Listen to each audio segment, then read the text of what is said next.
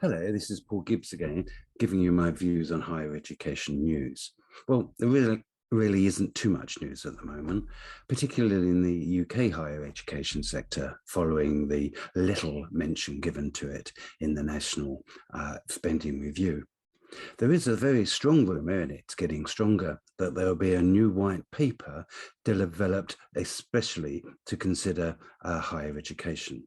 This is really not too surprising, as the Spending Review failed to deal with the Auger report, failed to look at potential restrictions on student entry, on student numbers, on new outcome standards, and on fees. So there's much to be included in a higher education bill, and it'd be very interesting to see how the government positions its view on higher education, especially with regard to the attention that's been paid to skills development at level 3 in further education colleges. Of course, the UCEU have had the results of their ballot with regard to pension funds and strike action, and overall, that seems to be a positive result for strikes. I really have no more that I can comment on that. However, it is interesting to see that the OECD are paying particular attention to mobility of students from low and medium low economic countries.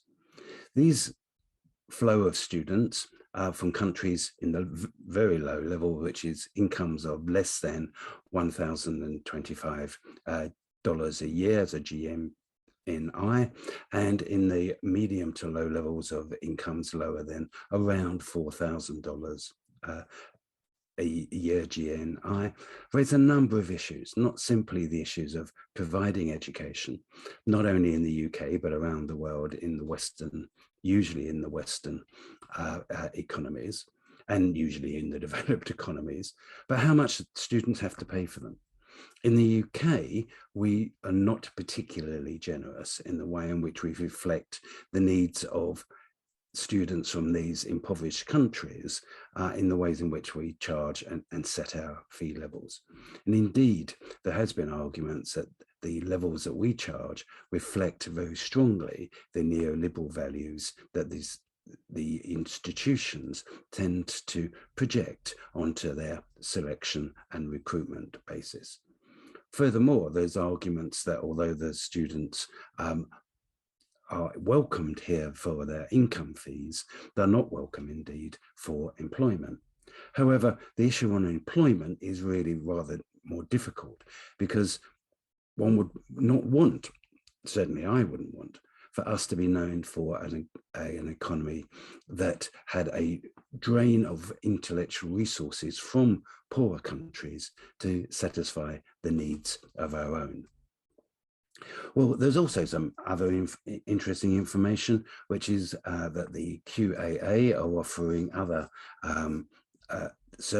other research funds, which will be for collaborative engagement. And indeed, that may be something that we as at the university might be considering to develop.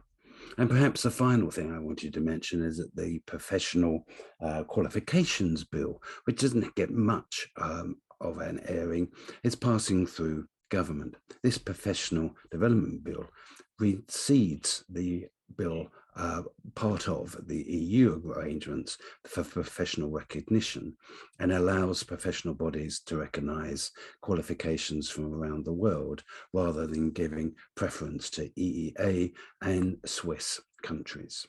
Anyway, that's about all I'm going to chat about today, and I look forward to having something more substantial to talking about next week.